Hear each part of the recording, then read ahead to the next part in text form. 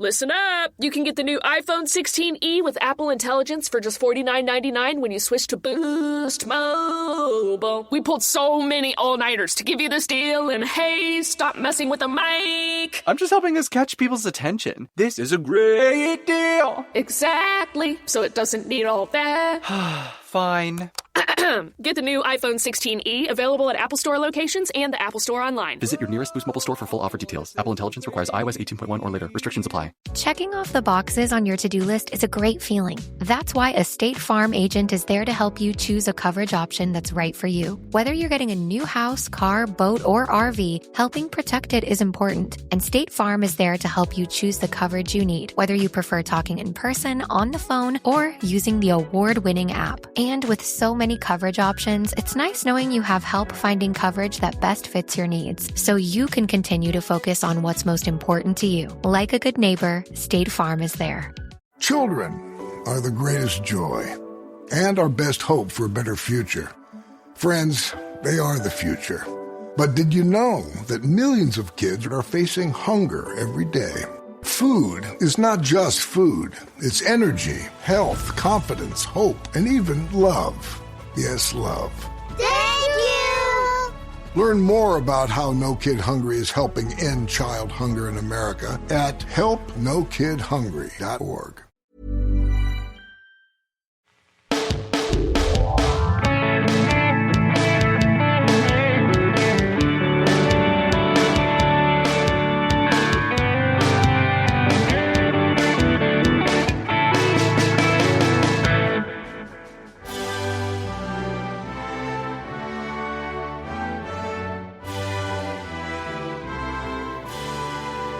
Hi, I'm Christy Schreiber, and we're here to discuss books that have changed the world and have changed us. And I'm Gary Schreiber, and this is the How to Love Lit podcast. This is our third discussion about the great Prime Minister Winston Churchill. In episode 1, we read and discussed the speech, "We Shall Fight," given at the beginning of World War II after the successful retreat from the Nazis at Dunkirk. In episode 2, we gave a little background about Churchill's life, but we really spent most of the episode discussing the context of the first half of his second most famous speech, Sinews of Peace, or more commonly known as the Iron Curtain speech. The speech was given at Westminster College in Fulton, Missouri, following an invitation from the college's president, Frank McClure, delivered to Mr. Churchill by President Harry Truman personally, where he included his own personal invitation that said, "Hope you can do it." I mean, how could you turn that down, right? World War II had been over less than a year, but within that year, Mr. Churchill and his party had lost a national election in Britain, and Mr. Churchill was no longer the prime minister. He was at age 71, after 45 years of public service, only a private citizen. He had come to the United States under the auspices of a 7-week vacation recommended to him by his doctor. But after his vacation, he went to Washington, D.C., and he met President Truman. From there, together they traveled by train and with a lot of fanfare to Missouri, of all places. The world was watching to see how Churchill would respond to the new post-world reality. No one wanted war, but everyone was watching the Soviets. After the war, instead of returning to their homeland like the rest of the Allies, the Soviets were continuing to occupy the countries of Central Europe, including what would eventually become East Germany. The Soviets were setting up puppet regimes across the region, and these were not democratic. This region would be communistic and subjected to totalitarian control. No one wanted another world war, especially after the United States had just ended World War II by dropping 2 atomic bombs. The Soviet Union had been instrumental in helping defeat Hitler and the Third Reich, and since becoming an ally, no one had dared publicly comment on Stalin's regime. However, this was alarming. There was also another question on everyone's mind. What would be the role of the United States in the post-World War II world? Up to the war, America had not participated very much in world events. The United States was not a powerful country before that time. The powerful countries were the European countries. But after the war, the world was very different. Europe was destroyed and the United States was powerful. But what did this mean? Everyone wanted to know. Well, and Churchill was willing to answer the question. honestly and boldly, in spite of the fact that his audience would likely not want to hear what he had to say. He'd been in this position before. He would once again be the bearer of bad news. However, this time, unlike when he was warning the world against Hitler, he spoke with promise. In this new World War II era, in Churchill's view, the good guys had the power. Last episode, as we read the first half of the speech, we saw a few important themes emerge. The first theme is this importance of the United States in world affairs. It had been 2 years from the time that Germans invaded Poland until the United States entered World War II. Many Americans didn't see the war as America's business. Europe wasn't America's business, including their wars.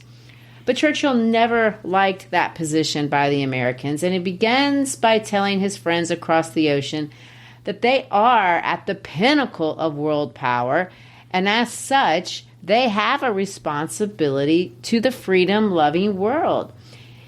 Churchill claims America will see itself as an important player in the world because, in his view, freedom-loving peoples of the world had two common enemies, and they must unite together to fight these two enemies. The enemies are war and tyranny.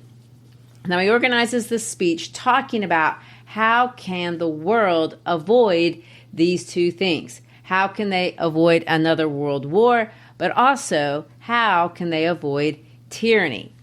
To explain how this to be done, he uses a term that he pulls from the American military men that they used when they were, talking about strategies for defeating Hitler. The term that he uses and that they used was overall strategic concept. It basically means if you have a goal that's complex, like defeating the Nazis, that was a complex goal, you have to have multiple strategies working together to accomplish this goal. It's not just the one thing.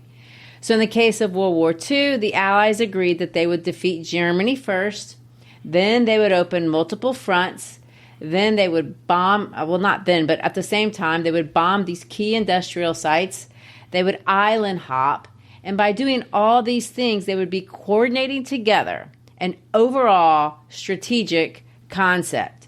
That's what they called putting together these different pieces in one single strategy. Well, for Churchill, to overcome the enemy of war and the enemy tyranny, we need an overall strategic concept. And he's going to explain what that looks like. And really, to me, as I read this, for Churchill, it seems, and this is, ironic, war is almost easier to avoid than tyranny, although they absolutely go together. Correct. And for Churchill in this post-World War II world, the first line of defense against war and tyranny is the United Nations.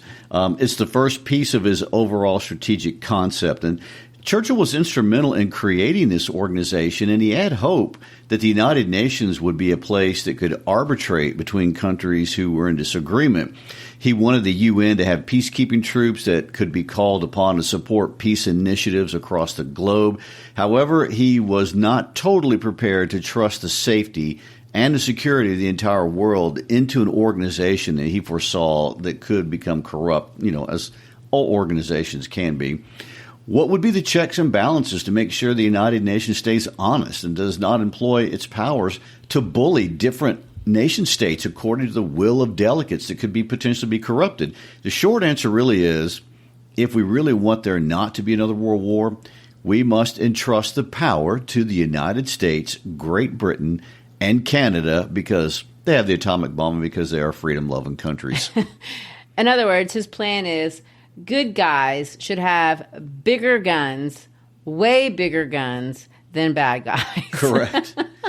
And we are the good guys because we have built our world on noble ideas. The ideas from the Magna Carta, the Bill of Rights, and famously expressed in the American Declaration of Independence and in our Constitution. And the free world can be and should be entrusted with the most powerful weapons because if a tyrant were to have the most powerful weapons, he would use them to enslave the rest of the world and take away everyone else's ability to govern themselves according to the social contract that the West has been developing and refining over the last 810 years. I mean, Christy, I cannot underscore enough how fundamental this thinking is in the creation of Western society and how much leaders, of which Winston Churchill certainly was one, trusted it.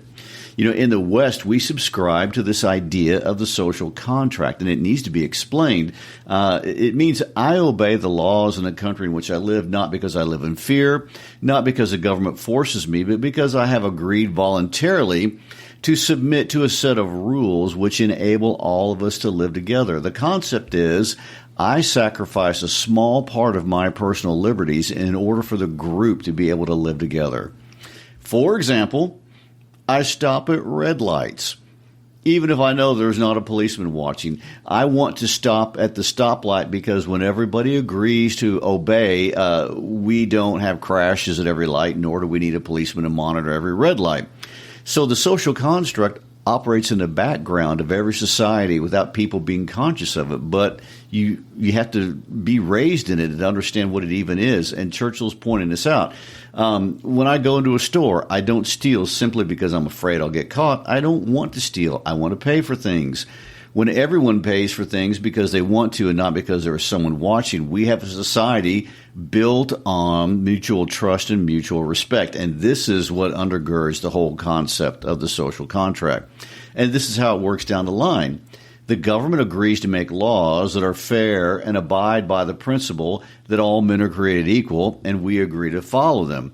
So we have been working on this social contract, like we said, for over 800 years, refining it.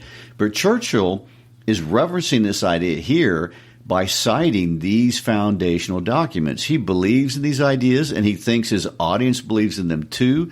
However, he also knows that his audience knows that most of the world doesn't live like the West, and most of the world doesn't believe it is the place of America or any other country to impose our social contract concept on other countries. Where we pick up the speech today is where Churchill acknowledges this and he responds to the idea that it is not our place to get involved in governments across the globe. So let's read starting where he talks about how to avoid tyranny. He says this, I will come to the second of these two marauders which threatens the cottage, the home, and the ordinary people, namely tyranny. We cannot be blind to the fact that the liberties enjoyed by individual citizens throughout the British Empire are not valid in a considerable number of countries, some of which are very powerful. In these states, control is enforced upon the common people by various kinds of all-embracing police governments. The power of the state is exercised without restraint, either by dictators or by compact oligarchies operating through a privileged party, a political police. It is not our duty at this time, when difficulties are so numerous, to interfere forcibly in the internal affairs of countries which we have not conquered in war.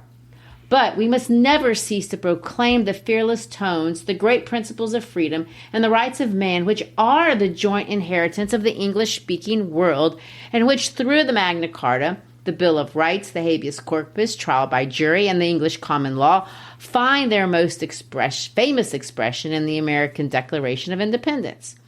All this means that the people of any country have the right and should have the power by constitutional action, by free, unfettered elections with secret ballot, to choose or change the character or form of government under which they dwell. That freedom of speech and thought should reign. That courts of justice, independent of the executive, unbiased by any party, should administer laws which have received the broad assent of the large majorities or are consecrated by time and custom. Here are the title deeds of freedom which should lie in every cottage home. Here is the message of the British and the American peoples to mankind. Let us preach what we practice. Let us practice what we preach. By the way, what do we call that little thing in English you just did? A chiasmus. There you go. Yeah, I love a chiasmus. And Churchill threw out a great one, and it's a trick. Let us preach what we practice, instead of saying let's practice what we preach. So Churchill's alluding to the Russian-sponsored repression of Eastern Europe, countries we know today as Poland and Hungary and the Czech Republic and Slovakia and Croatia, where the Russians had taken control. What he is saying, and this is true even today, if you live in the West, you don't understand what liberty is. you likely take it for granted, and you don't know that there are people who don't live with the kind of freedom of thought, freedom of movement, freedom of expression that you may not even realize is at risk. And a couple of quick comments about liberty, because that's a term we don't use a lot in the United States anymore. Liberty traditionally, when the Constitution was written, meant freedom from the government. And Alexis de Tocqueville, when he toured the United States and wrote his great work, Democracy in America, he said the most striking feature of being in America was the absence of government. He cites the documents, both British and American, where the idea of freedom is born. And even though he rightfully acknowledges that the U.S. and the U.K. cannot, nor realistically could forcibly interfere in the affairs of other countries and force our understanding of freedom on other groups of people, we also shouldn't just let go of the dream or belief that this is God's design for humans. And if we believe it, we should support the freedom of all people when we can. He will make the connection between political freedom to economic well-being, as these two things are related. He will make the case that the technology is available to make hunger and distress go away, even after such a devastating war. And this could happen. Economic prosperity for all, freedom from hunger is technologically available if we could support human freedom from tyranny. Just some of Churchill's thoughts. I mean, it's a lot. Let me pick up and give you a few more of his thoughts. I have now stated the two great dangers which menace the homes of the people, war and tyranny. I have not yet spoken of poverty and privation, which are in many cases the prevailing anxiety. But if the dangers of war and tyranny are removed, there is no doubt that science and cooperation can bring in the next few years to the world, certainly in the next few decades, newly taught in the sharpening school of war, an expansion of material well-being beyond anything that has yet occurred in human experience. Now, at this sad and breathless moment, we are plunged in the hunger and distress which are the aftermath of our stupendous struggle. But this will pass, and may pass quickly, and there is no reason except human folly or subhuman crime which should deny to all the nations the inauguration and enjoyment of an age of plenty. I have often used words which I learned 50 years ago from a great Irish-American orator, a friend of mine, Mr. Burt Cochran. There is enough for all. The earth is a generous mother. She will provide in plentiful abundance food for all her children if they will cultivate her soil in justice and in peace. So far, I feel that we are in full agreement. Now, while still pursuing the method of realizing our overall strategic concept, I come to the crux of what I have traveled here to say. Neither the sure prevention of war nor the continuous rise of world organization will be gained without what I have called the fraternal association of the English-speaking peoples. This means a special relationship between the British Commonwealth and the Empire and the United States. This is no time for generalities, and I will venture to be precise. Fraternal association requires not only the growing friendship and mutual understanding between our two vast but kindred systems of society, but the continuance of the intimate relationship between our military advisors, leading to common study of potential dangers, the similarity of weapons and manuals of instruction, and to the interchange of officers and cadets at technical colleges. It should carry with it the continuance of the present facilities for mutual security by the joint use of all naval and air force bases in the possession of either country all over the world. This would perhaps double the mobility of the American Navy and Air Force. It would greatly expand that of the British Empire forces, and it might well lead, and if the world calms down, to important financial savings. Already we use together a large number of islands. More may well be entrusted to our joint care in the near future. The United States has already a permanent defense agreement with the Dominion of Canada, which is so devotedly attached to the British Commonwealth and Empire. This agreement is more effective than many of those which have often been made under formal alliances. This principle should be extended to all British commonwealths with full reciprocity. Thus, whatever happens, and thus only shall we be secure ourselves and be able to work together for the high and simple causes that are dear to us and bode no ill to any. Eventually there may come, I feel eventually there will come, the principle of common citizenship, but that we may be content to leave to destiny, whose outstretched arm many of us can already clearly see. There's no way he could make this more clear. Churchill's idea of power is an overwhelming assurance of security created by superior weapons from the West, namely the United States. Churchill had seen the balance of power created by political alliances fail twice during his lifetime in Europe. He had fought in the trenches himself during World War I. There was no one who was changing his mind on this matter. Superiority of strength is the best safeguard against a third breakdown, not a political alliance which could end this time around with a nuclear showdown. There is, however, an important question we must ask ourselves. Would a special relationship between the United States and the British Commonwealth be inconsistent with our overriding loyalties to the World Organization? I reply that, on the contrary, it is probably the only means by which that organization will achieve its full stature and strength. There are already the special United States relations with Canada, which I have just mentioned, and there are the special relations between the United States and the South American republics. We British have our 20 years treaty of collaboration and mutual assistance with Soviet Russia. I agree with Mr. Bevan, the Foreign Secretary of Great Britain, that it might be, a 50 years treaty so far as we are concerned. We aim at nothing but mutual assistance and collaboration. The British have an alliance with Portugal unbroken since 1384, and which produced fruitful results at critical moments in the late war. None of these clash with the general interest of a world agreement or a world organization. On the contrary, they help it. In my father's house are many mansions, special associations between members of the United Nations, which have no aggressive point against any other country, which harbor no design incompatible with the Charter of the United States, far from being harmful, are beneficial and, as I believe, indispensable. Well, of course, the critics are going to say, and he knows this, the United Nations is going to keep the peace. That's its entire purpose. He, of course, does acknowledge the important work of the UN. He again calls it a temple of peace, but he does not think it is enough, and he is not willing to trust it 100%. I spoke earlier of the temple of peace. Workmen from all countries must build that temple. If two of the workmen know each other particularly well and are old friends, if their families are intermingled, and if they have faith in each other's purpose, hope in each other's future, and charity towards each other's shortcomings, to quote some good works I've read from the other day, why can't they work together at the common task as friends and partners? Why cannot they share their tools and thus increase each other's working powers? Indeed, they must do so, or else the temple may not be built, or being built, it may collapse, and we shall all be proved again unteachable and have to go and try to learn again for a third time in a school of war, incomparably more rigorous than that from which we have just been released. The dark ages may return. The Stone Age may return on the gleaming wings of science.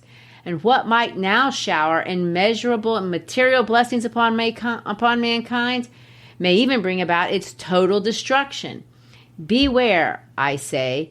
Time may be short. Do not let us take the course of allowing events to drift along until it's too late. If there is to be a fraternal association of the kind I have described, with all the extra strength and security with both our countries can derive from it, let us make sure that that great fact is known to the world and that it plays its part in steadily and stabilizing the foundations of peace. There is the path of wisdom. Prevention is better than cure. Well, we can see that his speech takes a dark turn.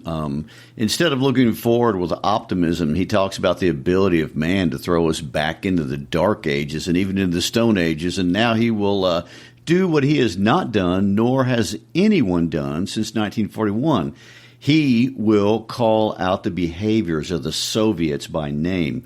I mean, he admires the Russian people, but the valiant Marshal Stalin cannot be trusted. These next few words are what has made this speech so famous. He will use a phrase that, although he did not create it, it is forever associated with his use of it here. And he will use the phrase, the Iron Curtain. A shadow has fallen upon the scene so lately lighted by the Allied victory. Nobody knows what Soviet Russia and its Communist International Organization intends to do in the immediate future, or what are the limits, if any, to their expansive and proselytizing tendencies. I have a strong admiration and regard for the valiant Russian people and for my wartime comrade Marshal Stalin. There is deep sympathy and goodwill in Britain, and I doubt not here also towards the peoples of all the Russian. And I resolve to persevere through many differences and rebuffs in establishing lasting friendships. We understand the Russian need to be secure on her western frontiers by the removal of all possibility of German aggression. We welcome Russia to her rightful place among the leading nations of the world. We welcome her flag upon the seas. Above all, we welcome constant, frequent, and growing contacts between the Russian people and our own people on both sides of the Atlantic. It is my duty, however, for I am sure you would wish me to state the facts as I see them to you, to place before you certain facts about the present position in Europe. From Stettin in the Baltics to Trieste in the Adriatic, an iron curtain has descended across the continent. Behind that line lie all the capitals of the ancient states of Central and Eastern Europe. Warsaw, Berlin, Prague, Vienna, Budapest, Belgrade, Bucharest, and Sofia.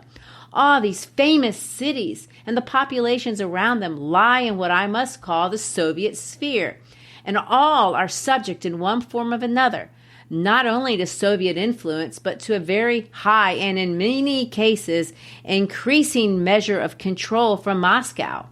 Athens alone, Greece with its immortal glories, is free to decide its future at an election under British, American, and in French observation. The Russian-dominated Polish government has been encouraged to make enormous and wrongful inroads upon Germany, and mass expulsions of millions of Germans on a scale grievous and undreamed of are now taking place. The communist parties, which were very small in all these eastern states of Europe, have been raised to preeminence and power far beyond their numbers and are seeking everywhere to obtain totalitarian control. Police governments are prevailing in nearly every case, and so far, except in Czechoslovakia, there is no true democracy. Turkey and Persia are both profoundly alarmed and disturbed at the claims which are being made upon them and at the pressure being exerted by the Moscow government. An attempt is being made by the Russians in Berlin to build up a quasi-communist party in their zone of occupied Germany by showing special favors to groups of left-wing German leaders. At the end of the fighting last June, the American and British armies withdrew westwards in accordance with an earlier agreement to a depth at some points of 150 miles upon a front of nearly 400 miles, in order to allow our Russian allies to occupy this vast expanse of territory which the Western democracies had conquered. If now the Soviet government tries by separate action to build up a pro-communist Germany in their areas, this will cause new serious difficulties in the British and American zones and will give the defeated Germans the power of putting themselves up to auction between the Soviets and the Western democracies. Whatever conclusions may be drawn from these facts, and facts they are, this is certainly not the liberated Europe we fought to build up, nor is it one which contains the essentials of permanent peace. He did not pull any punches, did he? I mean, he said what he saw. And so we arrive at the most famous phrase from Stettin in the Baltic, Trieste in the Adriatic, an iron curtain has descended across the continent. Now, we don't know exactly who was the first to use this metaphor. A Russian philosopher by the name of Vasily Rozanov used it in 1918 in his book, Apocalypse of Our Time, where he said, "What a rumble and a roar, an iron curtain is descending on Russian history." And we know in February of 1945, Joseph Goebbels wrote in Dies Reich that if Germany surrendered, an iron curtain would at once descend on Eastern Europe and part of the Reich. And we know that Churchill himself used it on May 12th in 1945 in a telegram to Truman. And he used it again publicly in the House of Commons on August 16th. But it is in this speech that it has been memorialized in history. And Churchill is not wrong. Even though no one wants to hear this, The Russians had imposed police states in every East European country besides Czechoslovakia at this point, and every one of these states, the Communist Party was taking totalitarian control. Moscow was pressuring Turkey, and it also refused to withdraw from Iran after the end of World War II. There was a communist regime in the Russian occupation zone of Germany. Churchill is adamant that the Soviets will never stop aggressing through a treaty or a conversation at the United Nations. This is not an idea he developed out of World War II. This is a worldview he developed over a lifetime since his early days as a soldier. He talked about this in the 1920s. He talked about it in the 1930s. He was writing about Bolshevism, and even after this period in the 1950s when speaking about the Chinese. Churchill saw it in very simple terms, which he voiced. He believed if two people were rivals and pretty much equal in power, that means that one of them will likely think that they can overtake the other one. Peace can only really exist if one side has overwhelming power, and freedom will only exist when a freedom-loving nation has overwhelming power. For Churchill, that is the only hope for mankind on earth. He says this, I say quite frankly that I would rather see another 10 or 20 years of one-sided armed peace than a war between equally matched powers. Now, he said that in 1932, and he never wavered from that position. Let me pick it up. The safety of the world requires a new unity in Europe, from which no nation should be impermanently outcast. It is from the quarrels of the strong parent races in Europe that the world wars we have witnessed, or which occupied in former times, have sprung.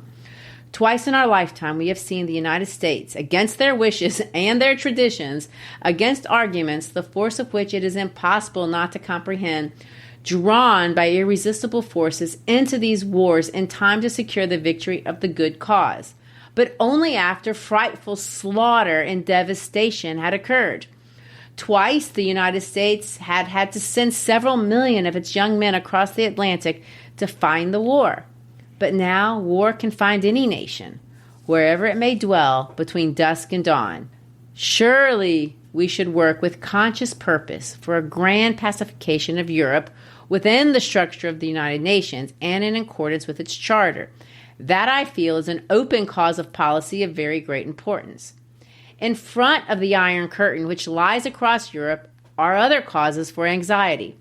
In Italy, the Communist Party is seriously hampered by having to support the communist-trained Marshal Tito's claims to former Italian territories at the head of the Adriatic. Nevertheless, the future of Italy hangs in the balance. Again, one cannot imagine a regenerated Europe without a strong France. All my public life I have worked for a strong France, and I have never lost faith in her destiny, even in the darkest hours. I will not lose faith now. However, in a great number of countries far from Russian frontiers and throughout the world, communist fifth columns are established and work in complete unity and absolute obedience to the directions they receive from the communist center. Except in the British Commonwealth and in the United States, where communism is in its infancy, the communist parties, or fifth columns, constitute a growing challenge and peril to Christian civilization. These are somber facts for anyone to have to recite on the morrow of a victory gained by so much splendid comradeship in arm and in the cause of freedom and democracy. But we should be most unwise not to face them squarely while time remains. The outlook is also anxious in the Far East, and especially in Manchuria. The agreement which was made at Yalta, to which I was a party, was extremely favorable to Soviet Russia. But it was made at a time when no one could say that the German war might not extend all through the summer and autumn of 1945, and when the Japanese war was expected to last for a further 18 months from the end of the German war. In this country, you are all so well informed about the Far East and such devoted friends of China that I do not need to expatiate on the situation there. I have felt bound to portray the shadow which, alike in the West and in the East, falls upon the world. I was a high minister at the time of Versailles Treaty and a close friend of Mr. Lloyd George, who was the head of the British delegation at Versailles. I did not agree myself that many things that were done, but I have a very strong impression in my mind of that situation, and I find it painful to contrast it with that which prevails now. In those days there were high hopes and unbounded confidence that wars were over, and that the League of Nations would become all-powerful. I do not see or feel that same confidence or even the same hopes in the haggard world at the present time. And so we see Churchill saying, I'm sorry to be the bearer of bad news, but communist Russia is not your friend. So stop listening to what they say. Just pay attention to what they do. He didn't use the term gaslighting at the time because that wasn't a commonly used term, but that is what he's talking about. He's saying, I know how you feel. I have felt this way myself. We played this game at the end of World War I. If you don't want a World War III, you can't just put your head in the sand like we choose to do after World War I because we wanted to believe in the goodness of humanity. And even though there is goodness in humanity, there is not only goodness in humanity. You have to be honest about that with yourself. Correct. I mean, he's basically saying you have to be prepared to stand up for yourself. You have to defend yourself. Basically, he's wanting to say you have to be strong. Their enemies are always going to exist. Don't act like they don't. Right. So let me pick it up. On the other hand, I repulse the idea that a new war is inevitable, still more that it is imminent. It is because I am sure that our fortunes are still in our own hands, that we hold the power to save the future, that I feel the duty to speak out now that I have the occasion and the opportunity to do so. I do not believe that Soviet Russia desires war. What they desire is the fruits of war and the indefinite expansion of their power and doctrines. But what we have to consider here today, while time remains, is the permanent prevention of war and the establishment of conditions of freedom and democracy as rapidly as possible in all countries. Our difficulties and dangers will not be removed by closing our eyes to them. They will not be removed by mere waiting to see what happens, nor will they be removed by a policy of appeasement. What is needed is a settlement. And the longer this is delayed, the more difficult it will be and the greater our dangers will become. From what I have seen of our Russian friends and allies during the war, I am convinced that there is nothing they admire so much as strength, and there is nothing for which they have less respect than for weakness, especially military weakness. For that reason, the old doctrine of a balance of power is unsound. We cannot afford, if we can help it, to work on narrow margins, offering temptations to a trial of strength. If the Western democracies stand together in strict adherences to the principles of the United Nations Charter, their influence for furthering those principles will be immense, and no one is likely to molest them. If, however, they become divided or falter in their duty, and if these all-important years are allowed to slip away, then indeed catastrophe may overwhelm us all. Last time I saw it all coming and cried aloud to my own fellow countrymen and to the world, but no one paid attention. Up until the year 1933 or even 1935, Germany might have been saved from the awful fate which has overtaken her, and we might all have been spared the miseries Hitler let loose upon mankind. There never was a war in all history easier to prevent by timely action than the one which has just desolated so great areas of the globe. It could have been prevented, in my belief, without the firing of a single shot, and Germany might be powerful, prosperous, and honored today. But no one would listen, and one by one we are all sucked into the awful whirlpool. We surely must not let that happen again. This can only be achieved by reaching now, in 1946, a good understanding on all points with Russia under the general authority of the United Nations Organization, and by the maintenance of that good understanding through many peaceful years by the world instruments supported by the whole strength of the English-speaking world and all its connections. There is the solution which I respectfully offer to you in this address, to which I have given the title, The Sinews of Peace. And so we see this combination of pessimism and optimism. Churchill absolutely believed in man's inclination that when given power to be drawn towards tyranny towards his fellow man. But that was not his only belief. He was also informed by his Christian roots and believed providence often guided the affairs of mankind. He believed in what Tolkien called the deeper magic, which defends mankind against evil. He believed in the something deeper, something divine, deeply embedded in the heart of man and in the very essence of our world that ultimately prevails against evil and against tyranny. And so he was not afraid to predict not just the rise of the Soviet Empire, but also the fall of the Soviet Empire. And in both cases, he was ultimately correct. And when Churchill wrote about Bolshevism in 1920, he predicted it would fall because, and I quote, it was fundamentally opposed to the needs and dictates of the human heart and of human nature itself. Later in 1954, Churchill would say something similar about the communist bloc of nations, and he said this, "Time it may find remedies that this generation cannot command. The forces of the human spirit and of national character alive in those countries cannot be speedily extinguished even by large-scale movements of populations and mass education of children." There's one more paragraph, and I guess I'll finish it off. Let no man underrate the abiding power of the British Empire and the Commonwealth, because you see the 46 million in our islands harassed about their food supply, of which they only grow one half, even in wartime, or because we have difficulty in restarting our industries and export trade after 6 years of passionate war effort.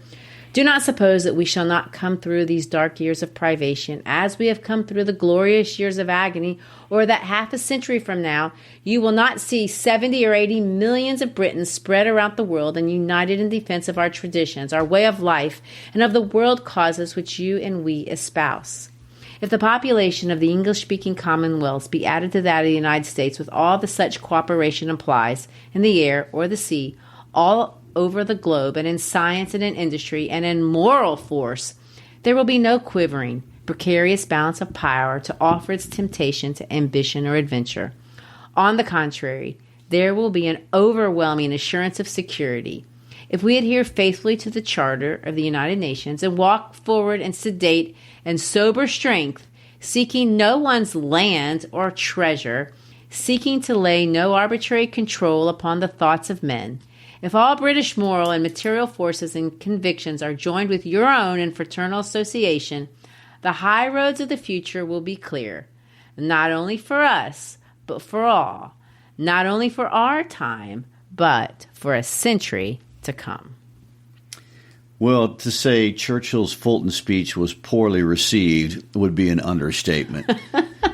In fact, rarely has an address from a private citizen to any country at any time caused such a scandal.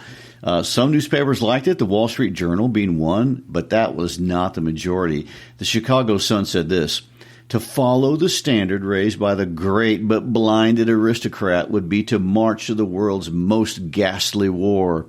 And the Atlanta Constitution simply said, "No, Mr. Churchill." Nobel Prize winner Pearl Buck described the speech as a catastrophe. George Bernard Shaw said it was nothing short of a declaration of war on Russia. I mean, I could go on and on. It was so bad that Truman basically lied and said that he did not know what Churchill was going to say. But as events moved forward, Churchill was proven right. 1 year later, almost everything he had said had come to pass. NATO was created to deter Russia. The Truman Doctrine and the Marshall Plan had both been adopted. They were all manifestations of ideas presented by Churchill at Fulton. Churchill took a beating, but he was powerfully vindicated once again, as he had been many times before in his life. I told you so would have been his mantra. That would, yes, but he would say it in more polite British fashion. I guess so. Events have proven. Anyway, go ahead. Churchill's stress on power as the source of peace and security. I mean, it seemed harsh when he said it. It seems harsh to this day. But he stood behind this with an independent study that he had done himself. History, philosophy, literature. I mean, all of his personal experience in India and in Africa and in Europe. A week before the Fulton speech, he had made another speech to in Miami, to an audience in the Orange Bowl. That speech had 17,500 people there.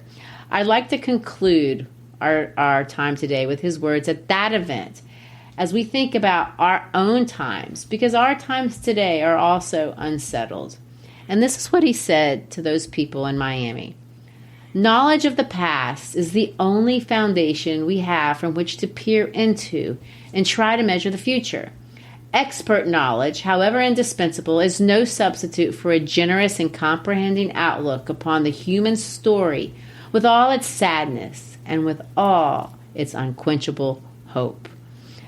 This, of course, is a conviction that you and I share, Gary, and the primary reason that we read and study history and literature, and the reason we even take the time to do this podcast.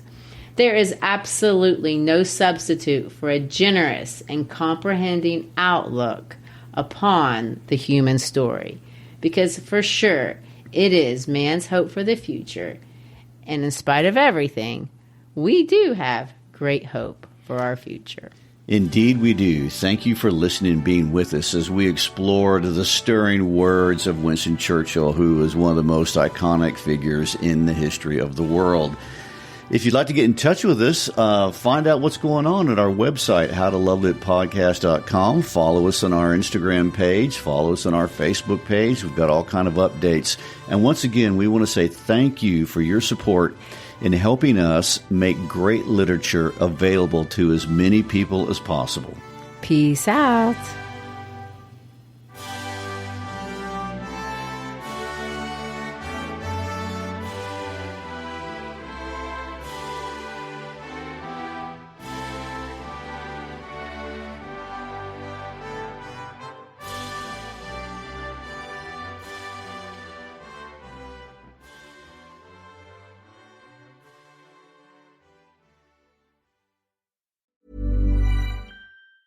When your workforce, tech stack, and business needs are evolving all at once, you need HCM software that moves just as fast. That's why Paylocity builds what's next, providing innovative and simplified solutions for clients to tackle the real challenges they face every day. From AI-driven insights to automated workflows across HR, finance, and IT, Paylocity's platform doesn't just keep up, it leads. It's time to simplify complexity, drive results, and move forward together. Start now at paylocity.com/simplified. Listen up! You can get the new iPhone 16e with Apple Intelligence for just $49.99 when you switch to Boost Mobile. We pulled so many all-nighters to give you this deal, and hey, stop messing with the mic! I'm just helping us catch people's attention. This is a great deal. Exactly, so it doesn't need all that. Fine. Get the new iPhone 16e, available at Apple Store locations and the Apple Store online. Visit your nearest Boost Mobile store for full offer details. Apple Intelligence requires iOS 18.1 or later. Restrictions apply. Checking off the boxes on your to-do list is a great feeling. That's why a State Farm agent is there to help you choose a coverage option that's right for you. Whether you're getting a new house, car, boat, or RV, helping protect it is important. And State Farm is there to help you choose the coverage you need, whether you prefer talking in person, on the phone, or using the award-winning app. And with so many coverage options, it's nice knowing you have help finding coverage that best fits your needs, so you can continue to focus on what's most important to you. Like a good neighbor, State Farm is there.